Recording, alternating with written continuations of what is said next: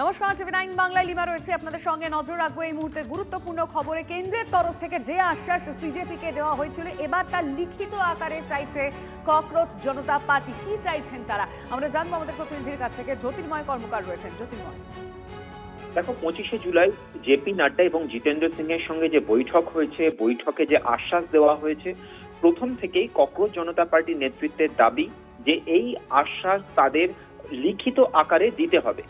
এবার তারা নতুন দাবি জানিয়েছে যে শুধু এই লিখিত আশ্বাস তাদের দিলে হবে না, এই আশ্বাস যাতে রক্ষা করা হয় তার গ্যারান্টি হিসেবে এই আশ্বাস, লিখিত আশ্বাস সুপ্রিম কোর্টে জমা দিতে হবে।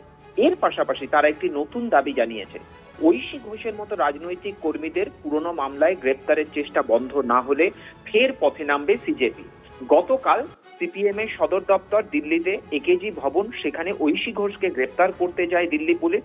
এবং যে খবর এসে পৌঁছেছে যে 2021 সালে কলকাতায় এসএফআই এবং ডিওয়াইএফআই এর যে সিএএনআরসি বিরোধী আন্দোলন চলছিল, সেই আন্দোলনের তৎকালীন পুলিশ লাঠিচার্জ করে। তার প্রতিবাদে দিল্লির বঙ্গভবনের সামনে ঐশী ঘোষের নেতৃত্বে বিক্ষোভ দেখানো হয়।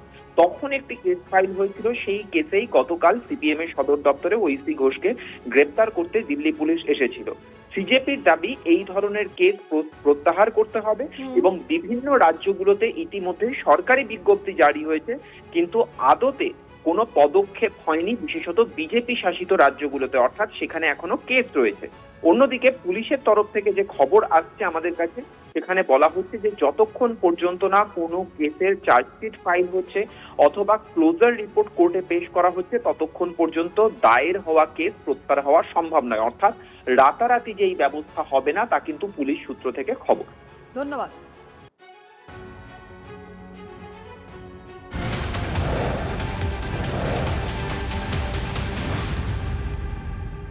নিটে প্রশ্ন ফাঁস মামলায় চার্জশিট পেশ করল সিবিআই। কেন্দ্রীয় এজেন্সির চার্জশিটে 13 জন অভিযুক্তের নাম রয়েছে।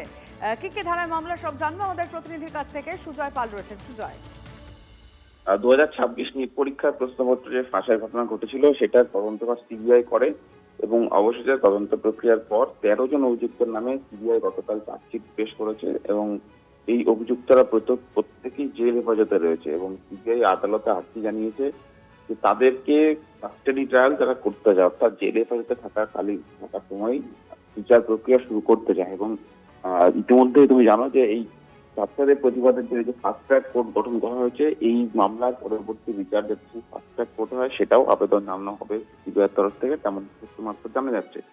যে ধারাগুলি রয়েছে সেগুলি হলো প্রতারণা, অপরাধমূলক বিশ্বাসভঙ্গ, প্রমাণ লোপাট, ষড়যন্ত্র। এই ধারাগুলি চার্জশিট দেওয়া হয়েছে, যাতে 360 জন সাক্ষীর নাম রয়েছে। তার পাশাপাশি ডিজিটাল ফরেন্সিক রিপোর্ট, হ্যান্ডরাইটিং এক্সপার্টের রিপোর্ট, এই রিপোর্টগুলিকে উল্লেখ করেই চার্জশিট দেওয়া হয়েছিল এবং এই প্রত্যেক অভিযুক্ত কিভাবে ষড়যন্ত্র করে এইভাবে প্রশ্নপত্র ফাঁসের ঘটনা ঘটেছিল সেটা সবিস্তারে উল্লেখ করা হয়েছে। যাচ্ছে। ধন্যবাদ।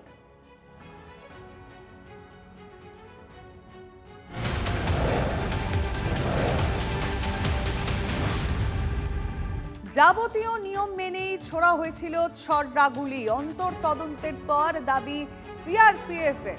সূত্র মারফত আর কি কি খবর পাওয়া যাচ্ছে জ্যোতির্ময় কর্মকারের কাছ থেকে জানবো। জ্যোতির্ময়, দেখো, এই ঘটনা নিয়ে ইতিমধ্যে রাজনৈতিক চাপ তৈরি হয়েছে এবং সিআরপিএফ তারা ডিপার্টমেন্টাল এনকোয়ারি শুরু করেছে।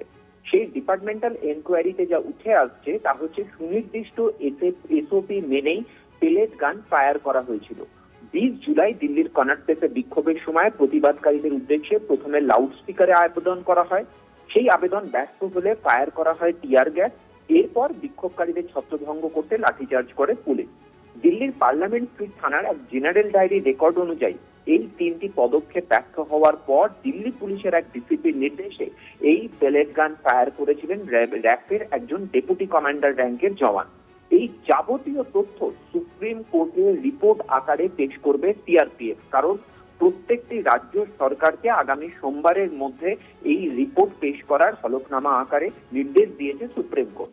সিআরপিএফ এবং দিল্লি পুলিশের তথ্য অনুযায়ী কনট প্লেসে উত্তেজিত জনতাকে ছত্রভঙ্গ করতে মোট 55টা নন ইলেকট্রিক শেল, 15টা ইলেকট্রিক শেল, 5টা টিয়ার গ্যাস, গ্রেনেড এবং অ্যান্টি রায়েট গান থেকে 2 রাউন্ড প্লাস্টিক পেলেট ফায়ার করার নির্দেশ দেওয়া হয়েছে। অথচ যারা আহত হয়েছে তাদের গায়ে ধাতব পেলেট পাওয়া গিয়েছে।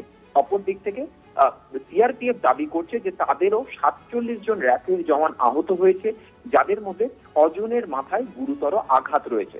স্বাভাবিকভাবেই সুপ্রিম কোর্টে এই রিপোর্ট পেশ হওয়ার পর সুপ্রিম কোর্ট কি নির্দেশ দেয়, আমাদের নজর সেদিকে থাকবে। একদম, ধন্যবাদ জ্যোতির্ময়।